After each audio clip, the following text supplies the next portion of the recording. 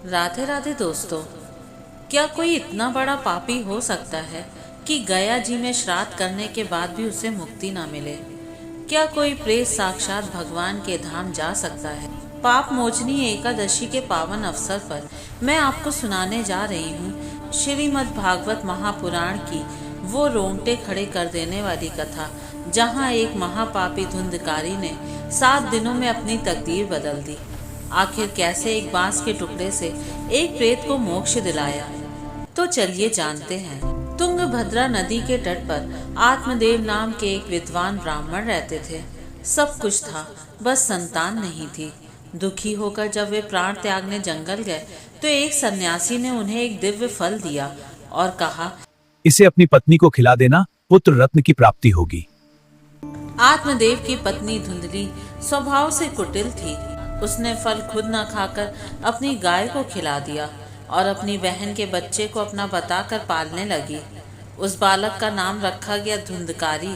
उधर गाय ने भी एक अद्भुत बालक को जन्म दिया जिसके कान गाय जैसे थे। उसका नाम पड़ा गोकर्ण। गोकर्ण तो परम ज्ञानी निकले, लेकिन धुंधकारी साक्षात अधर्म का रूप था। उसने चोरी की, जुआ खेला और यहाँ तक कि अपने बूढ़े पिता को भी मारा पीटा। दुखी होकर आत्मदेव वन चले गए। धुंधकारी वैश्याओं के साथ रहने लगा।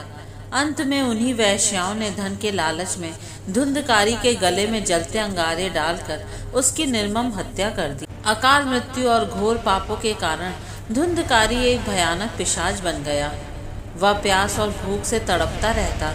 जब गोकर्ण को पता चला तो उन्होंने गया जाकर उसका श्राद्ध किया, तर्पण किया, लेकिन धुंधकारी के पाप इतने भारी थे कि गया श्राद्ध से भी उसे मुक्ति नहीं मिली। गोकर्ण ने सूर्यदेव की सलाह पर श्रीमद् भागवत सप्ताह का आयोजन किया। धुंधकारी प्रेत रूप में वहां आया और हवा के झोंके से बचने के लिए एक 7 गांठ वाले बांस के भीतर छिपकर बैठ गया। जैसे जैसे गोकर्ण कथा सुनाते, हर दिन बांस की एक गांठ धमाके के साथ फटती।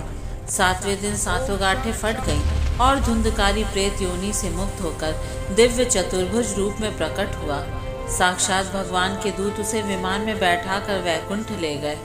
तो दोस्तों, धुंधकारी की ये कथा हमें सिखाती है कि पाप चाहे कितने भी गहरे क्यों ना हो, भगवान की शरण और उनकी कथा में वो शक्ति है जो पत्थर को भी मोम बना सकती है। आज पाप मोचनी एकादशी पर संकल्प लें कि हम भी अपने भीतर के विकारों को त्यागेंगे।